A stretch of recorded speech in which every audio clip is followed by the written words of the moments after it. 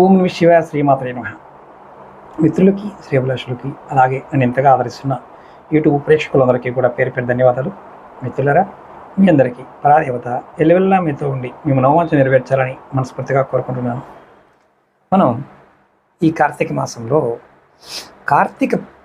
మనకి కృత్తికా యోగం ఉండే సమయం ఉంటుంది. అంటే కార్తీక పౌర్ణమి నాడు కృత్తికా నక్షత్రం ఉంటే అది కృత్తికా యోగం అంటారు. ఆ రోజు ఎంత పుణ్యం అంటే అంత పుణ్యం, అంతా ఎంత కాదని చెప్పచ్చు. మహాపుణ్యమైన రోజు.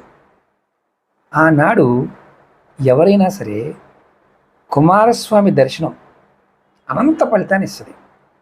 ఎక్కడైనా సరే మీరు ఆ రోజు కుమారస్వామి గుడికి వెళ్ళండి, ఆయన దర్శనం చేసుకోండి. ఎటువంటి పని చేయడానికైనా, సరైన నిర్ణయం తీసుకోవడానికైనా మనం అంటే మామూలుగా ఆ సమయం చాలా బాగుంటుంది. నేను రెడీగా ఉన్నాను అని స్వామివారు మనకి నడుమ చేయి వేసుకొని కనిపిస్తుంటారు. అమిత వేగంగా ఇంద్రుడిచ్చిన నిమల మీద ఎక్కి తిరగడం ఆయన సామర్థ్యం. అది ఆయనకున్న గొప్ప శక్తి. శ్రీ మహావిష్ణువు మహర్షిగా భూలోకంలో అవతరించినప్పుడు ఆయన కుమార్తె చాలా సన్నగా ఉండేది. అందుకు ఆమెకి వల్లి అని పేరు పెట్టారు.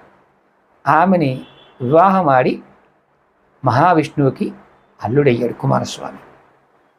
అందుకనే మంచి వాక్కు కావాలన్నా, మంచి స్వరం కావాలన్నా మీరు మనస్ఫూర్తిగా ఆ రోజు మంచి స్వరంతో కృత్తికాయోగంలో స్వామివారిని అర్చిస్తే భక్తులకి అనుగ్రహ ప్రసాదిస్తాడు.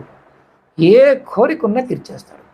కృత్తికాయోగంలో మీరు కార్తికేయుడిని ఆరాధించండి, మీకు సమస్త కోరికలు నెరవేరుతాయి.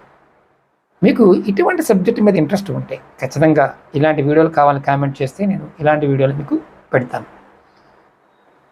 అలాగే మీకు ఈ వీడియో నచ్చినట్లయితే లైక్ చేసి 10 మంది మిత్రులకి ఈ వీడియోని షేర్ చేయండి. ఓం నమః శివాయ, శ్రీమాత్రే నమః.